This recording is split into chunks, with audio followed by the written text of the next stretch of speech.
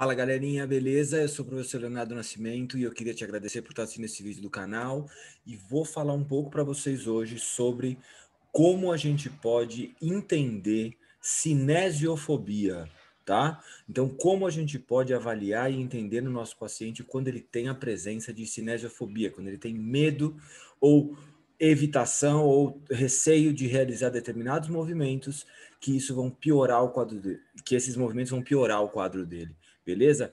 Então, antes de continuar no vídeo, vou pedir para vocês se inscreva no canal, ative o sininho, porque toda semana tem vídeo novo, toda semana tem coisa nova e pode colocar aqui nos comentários o assunto que você quer que eu aborde para os próximos vídeos, beleza? E aí eu vou gravar um vídeo especial para você do assunto que você pediu. Maravilha? Então, vou começar a compartilhar minha tela aqui para vocês, que eu separei um artigo bem interessante, um estudo bem legal, para falar sobre cinesiofobia, tá? Que eu vou falar para vocês baseado na escala tampa de cinesiofobia, que é a escala mais utilizada para aferir a cinesiofobia hoje em dia, tá? A maior parte dos estudos que vai utilizar esse tipo de medida acaba utilizando essa escala tampa. Então, eu vou mostrar para vocês como é que ela funciona. E eu peguei o artigo aqui, ó, que é o artigo da validação em português, só que essa aqui é a validação para português de Portugal. Então eu vou fazer algumas adaptações também aqui na tradução dessa tabela, porque tem algumas palavras que não se adaptam muito bem ao português brasileiro, mas a gente consegue entender exatamente. Então essa é a Tampa Scale for Kinesiophobia, tá bom? É uma escala que tem 13 itens. Por quê? Porque a escala original, a Tampa Scale original tem 17 itens, tá? Então, nessa escala aqui, eles fizeram uma adaptação e passaram para 13 itens e perceberam que com 13 itens ela consegue medir o que ela se propõe, tá? Então, a gente tem a validação dessa tabela com 13 itens em língua portuguesa, português de Portugal.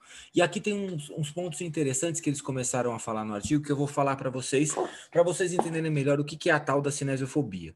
Então, primeira coisa, eles falam daquelas medidas que o paciente mesmo reporta em estudos, né? Então, essas medidas são instrumentos importantes, né? Questionários que o paciente vai preencher, né? Que o paciente mesmo preenche, o paciente mesmo percebe o que está acontecendo, e isso tem sido cada vez mais utilizado.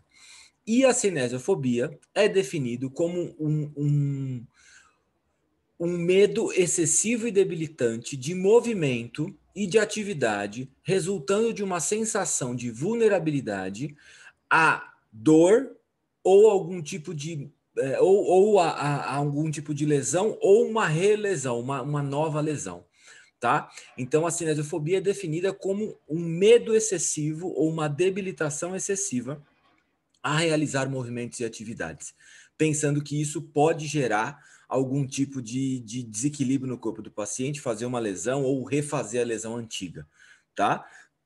É um tipo de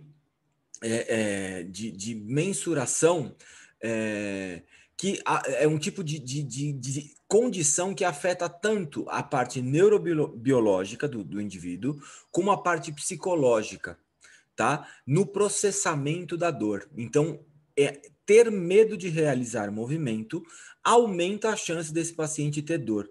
É isso que a gente acaba percebendo nos estudos quando começam a analisar esse comportamento dos pacientes. Então, os pacientes que têm mais medo de movimento têm mais chance de ter dor do que os pacientes que não têm tanto medo de realizar determinados movimentos, tá? O medo de movimento é um importante fator que aumenta os sintomas dolorosos e está muitas vezes associado, por exemplo, com dor lombar crônica.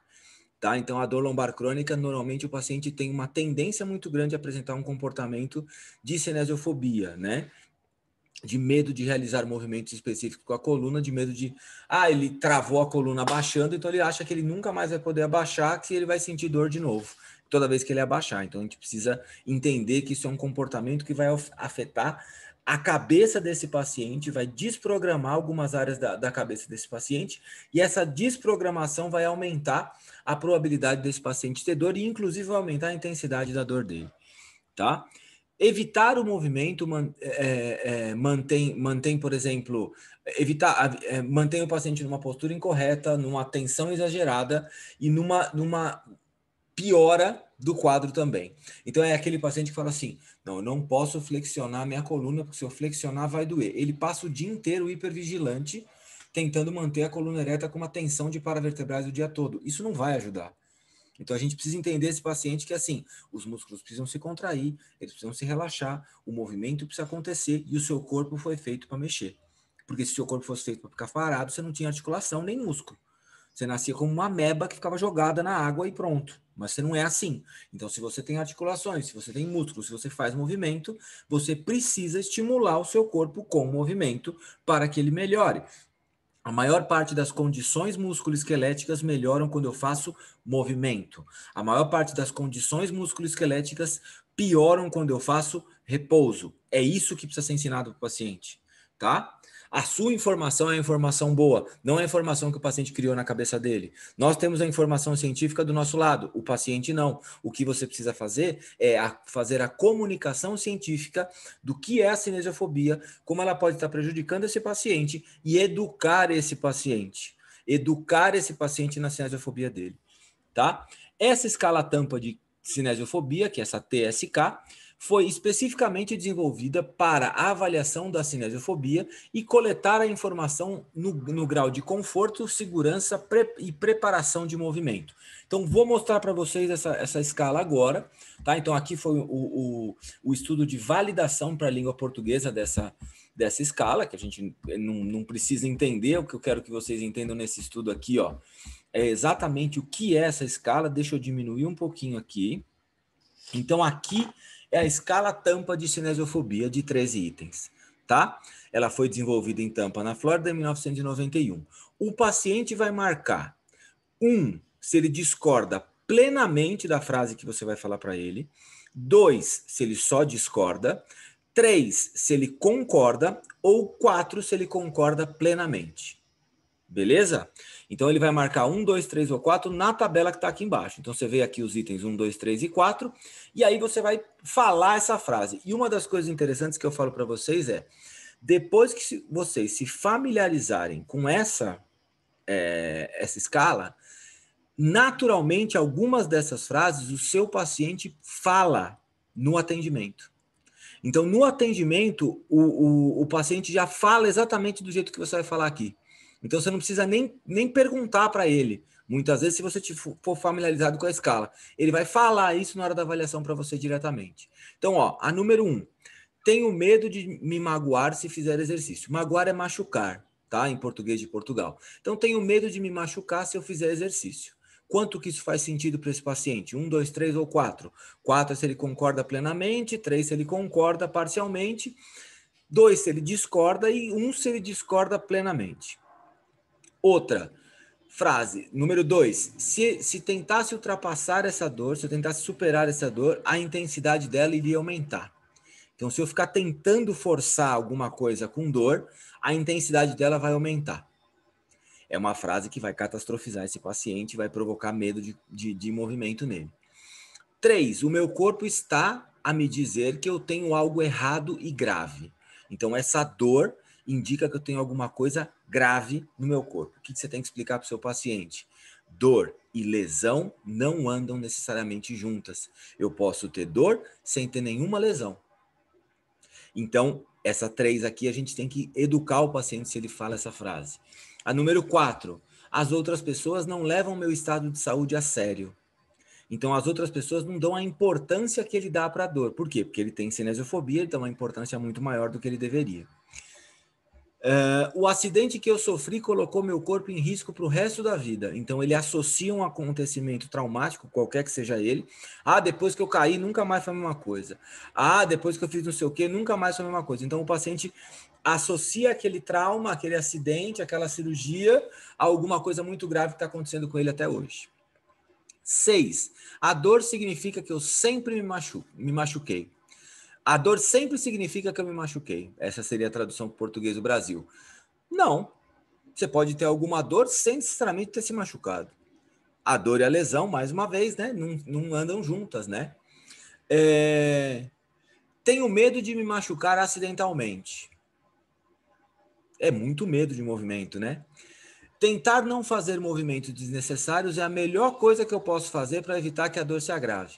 É aquele paciente que não amarra o sapato, porque quando ele fez flexão da coluna, a dor pegou. Então ele nunca mais amarrou o sapato. Agora ele só compra sapato sem amarrar. Não existe isso, né? Número 9. Não sentiria tanta dor se passasse algo de potencialmente grave no meu corpo. De novo, ele acha que a dor está relacionada com uma lesão grave. E não necessariamente é assim.